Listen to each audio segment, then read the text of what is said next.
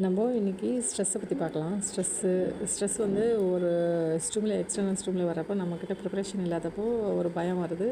அந்த பயம் எனர்ஜி நம்ம எந்த முடிவும் எடுத்து அதை செயல்பட முடியாதப்போ அந்த எனர்ஜி உள்ளவே சுற்றுறது ஸ்ட்ரெஸ் ஆகுது.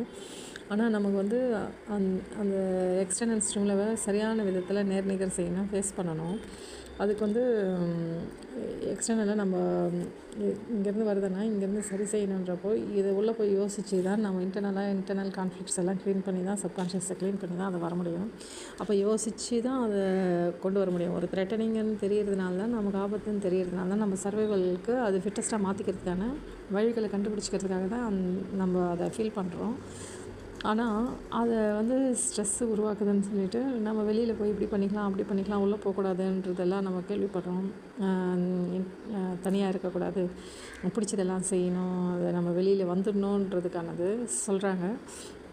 ஆனால் அப்படி இல்லாமல் நம்ம உள்ளே போய் டீப்பாக யோசிக்கணும். யோசிக்கிறதுக்கான ஃப்ரீக்வன்சிக்குள்ளே நம்ம போகணும்.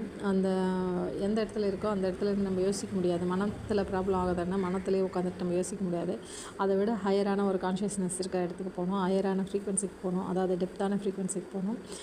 நமக்கு தெரியும் தீட்டா ஃப்ரீக்வன்சி, ஆராய்ச்சி தெளிவு முடிவு, அந்த இடத்துக்கு போகணுன்றப்போ ஆராய்ச்சி அன்னமய கோஷம், விஞ்ஞானமய கோஷம்னு சொல்லுவாங்க.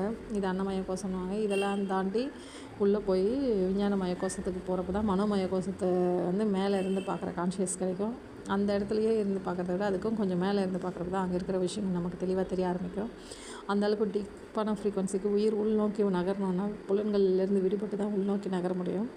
அந்த மாதிரி ஒரு முயற்சிகளை தான் நம்ம மெடிடேஷன், எண்ணத்தால் ஆராய்தல்ன்ற இடத்துக்கு போய் தான் அதுக்கு சொல்யூஷன் கண்டுபிடிக்க முடியும். வெளியில் ஓடி வந்துட்டு பண்ணுறது மூலமாக பண்ண முடியாது. மேலோட்டமான ப்ராப்ளம்ஸ் இருந்தால் ஏற்கனவே சால்வ் பண்ண விஷயங்கள் சால்வ் பண்ணவங்க இருப்பாங்க. காமன் ப்ராப்ளம்னா அது நமக்கு எப்படி ஒத்து வருதுன்னு தெரியறதுக்கிட நம்ம இந்த ஆராய்ச்சி தெளிவு முடிவுன்ற இடத்துக்கு போக வேண்டியதாக இருக்குது.